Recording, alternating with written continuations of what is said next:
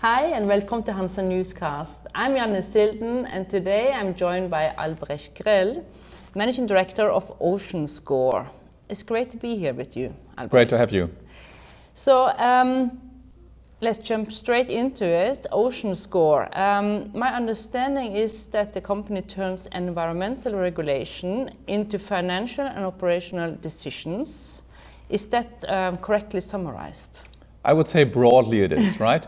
We're taking compliance from a commercial angle. We're really focusing on the commercial aspect because what's really new is that you can actually today, there's money in regulation. There's money in compliance to be made if you approach it correctly. Let me give you two examples. FuelEU Maritime. If you approach it correctly, shipping is roughly making 500 million euros margin in FuelEU Maritime by charging shippers more than it actually costs them to comply with the regulation. Oh. So there's a huge opportunity out there. The only question is, so to say, who in the value chain of shipping gets what part of this 500 million euros. Or give you another example, we're looking at ports giving discounts to clean vessels, calling their ports. These vessels can get thousands, 10,000s of euros of discounts if they are doing this correctly. Again, there's opportunities. And that's what we as OceanScore do. We're currently supporting around 8,000 vessels, turning their compliance into commercial success. Okay, so for shipping companies that feels overwhelmed by all these frameworks, what is your recommendation to regain control and turn it into a commercial success? Now that's a discussion we're having pretty much every day with our partners. I fully agree, that's an important one. I would say there's maybe two things to it. One is that this is nothing that can be delegated to the sustainability team to take care of it. Okay. Compliance has become so relevant, so complex, so expensive. If you get it wrong, this belongs at a boardroom level. Right? So this becomes a strategic discussion to be had in the company. And I think some companies should move a bit more into really embracing the opportunities there. And secondly, if you are MSC or someone of that scale, you better have all that competence in-house. You have your own teams, specialists on all the different regulations, on the opportunities, and that's what they do. But if you're not MSC, so how do you get that knowledge and the competence you need to succeed? And that's where there are ample partners out there who can really help you understand and perform in that environment. Yeah. We have worked with partners over the last year who very nearly lost millions in getting FuelEU wrong. Okay. And the cost of getting a smart partner into the team to help you with those discussions, help you run these processes is only a fraction of that. So the challenge is mainly underestimating the whole ecosystem of compliance? Maybe underestimating, but you know how shipping is, right? I mean, optimistic. These regulations are painful to everyone. I mean, they're a pain in the butt. They are not what you want to do. You are out there to run vessels from A to B in a safe and compliant manner, and you don't want to bother with all these details, right? So there's a natural inclination to push these things away. And all we're saying is, don't push them out, embrace them as an opportunity. And if you don't have the resources in-house, look for a partner to help you do it. Yeah. So environmental regulation is increasingly creating buyers, sellers, marketplaces, and price signals. Are we witnessing the emergence of entirely new maritime markets, or are they already there? So some of them are already there. Like if we're looking at EU ETS, for example, the carbon credits, the EUAs, EU allowances, have been there since long in different industries. And we're using the same European allowances, EUAs, as any other industry does. So that's kind of not new.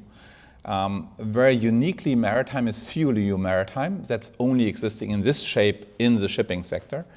And there's a new market emerging in pooling, where you can basically trade compliance balance, as it's called, between those who are emitting less with those who are emitting more than they should, given that regulation. Unfortunately, it's not as simple, right? A simple marketplace, you buy and sell, you have a good price or you don't.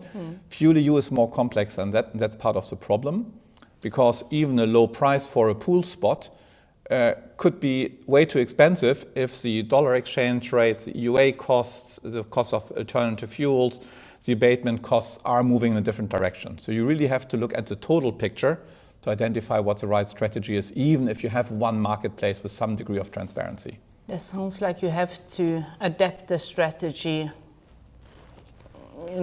regular.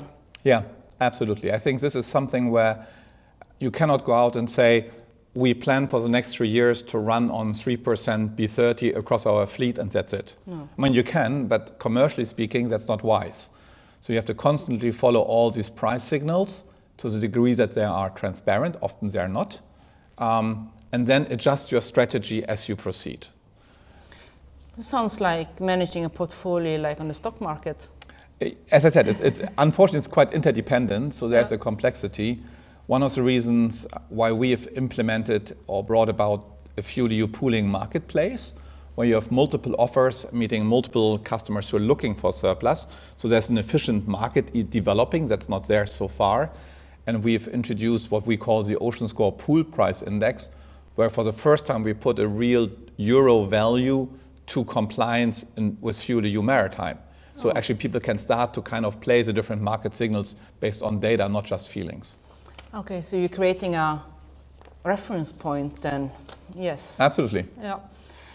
So do you think we are moving towards a future where ports, customers, financiers and regulators reward the same environmental performance metrics? We would all wish that would happen, right? Yes. I mean, I see some convergence in things where it's like utter nonsense that we have different metrics, right? Look at CO2. Is it CO2 or CO2 equivalents? Are we talking tank to wake or well to wake? Right? That's nonsense, right? And I think there we see some convergence, and I hope that's continuing, that in the end we'll all talk about CO2 in the same way.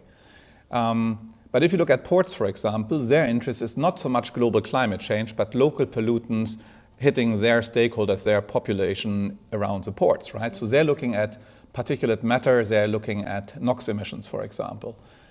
If you look at the Pacific Northwest, so Canada, British Columbia up there, Washington State, they have a very sensitive whale population. So for them, underwater noise is super, super important, something that maybe in, I don't know, the North Sea is less relevant. So there will be some differences remaining. The complexity won't go away, but I hope we'll see some harmonization. Yeah, so what's next then for OceanScore? A lot of things are happening. I mean, we are growing very, very quickly. We talked about that earlier.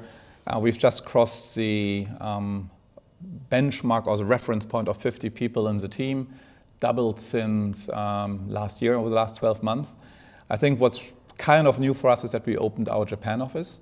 Mm-hmm. So really strengthening our footprint across APAC, having started in Singapore, we're doubling up now, going into Japan and having some really nice traction in that market. So that's kind of new.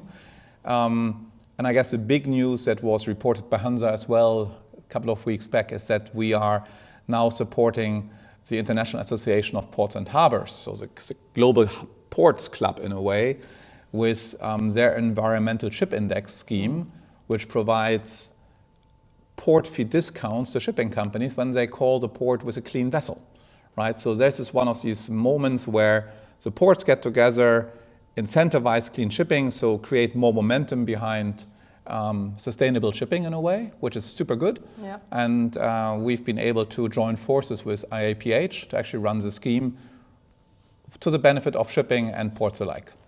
Do you see that what you're putting together or what you're doing with OceanScore, that it has an impact on the net zero and the decarbonization and that stuff, like that part too?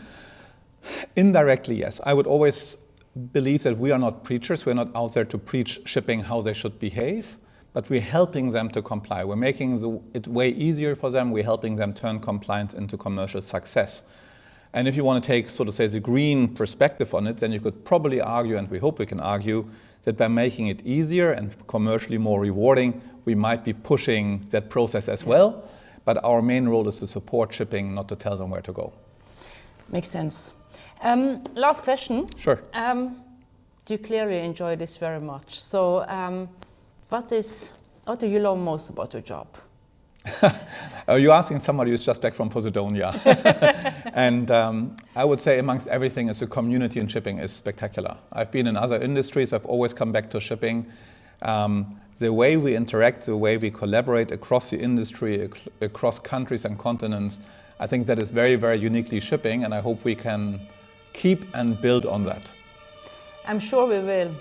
Thanks a lot for your insights and sharing what you do and about the success and everything you have achieved. Thank you very much. Thank you very much.